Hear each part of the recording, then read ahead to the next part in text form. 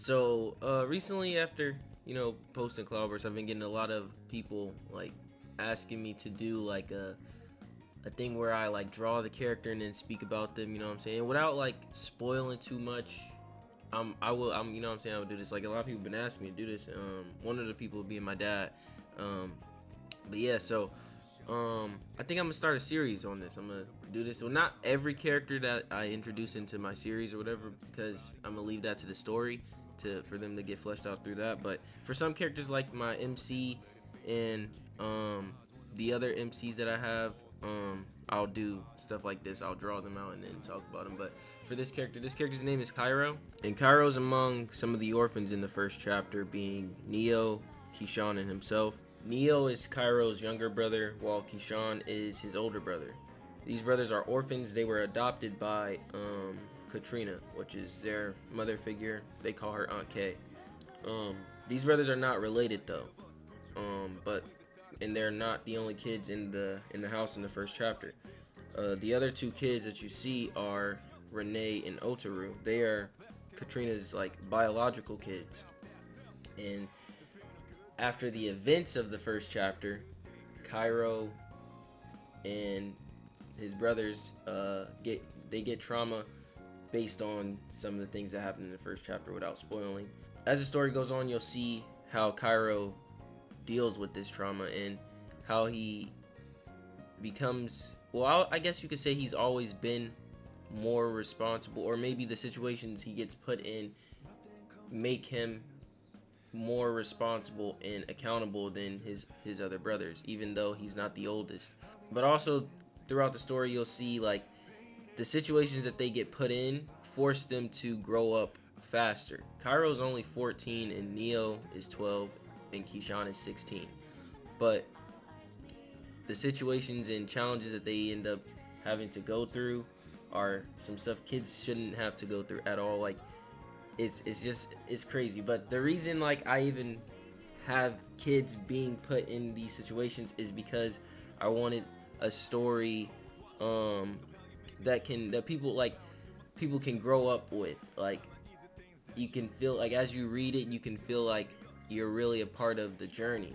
Like if you've ever watched Naruto or you read Naruto, a lot of people feel like they grew up with Naruto because they saw the different stages from when Naruto was a kid and then he grew up to a teenager and then now he's like the Hokage and he's in his adult stage and everything. So that's more so why I wanted to make Cairo and his brothers a lot younger, because originally they were going to be teenagers, but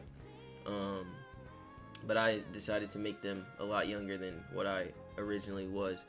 But also it's cool to see like if you ever seen Hunter x Hunter, it's just cool to see like kids go through like a cool moment or something, or to overcome something that's traumatic or crazy. That honestly sounds crazy to say, but like if you watch anime you understand what I mean. But it's just cool to see them overcome stuff, and then when you're reading or watching and you see somebody that you've been watching for a long time or reading along with for a long time overcome a challenge or a loss or something, then you're cheering on for them, even when you're seeing like the other characters cheering on for them. Like like for an example, like when Naruto like in the tuning exams when Naruto was fighting Neji and he beat him and everybody was against him. Like they thought like, oh, Neji is a prodigy, like there's no way this Demon Fox kid is gonna be able to beat this guy who's been training all his life. He's highly respected by his clan and everything, and then Naruto beat him. And then characters that didn't even really rock with Naruto for real, like Sakura.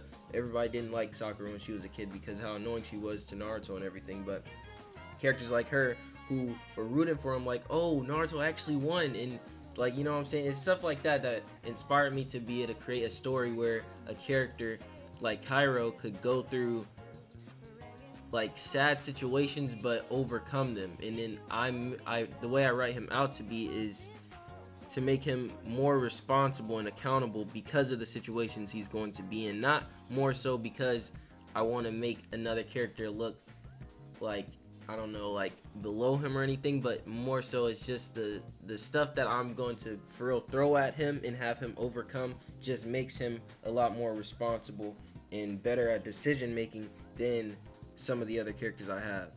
But overall, Cairo he's a character with a lot of flaws, as he'll come to find out, and he's a character that feels like, you know, he's alone in the world after the things that happen in chapter 1 and the things that end up following from big events that happen.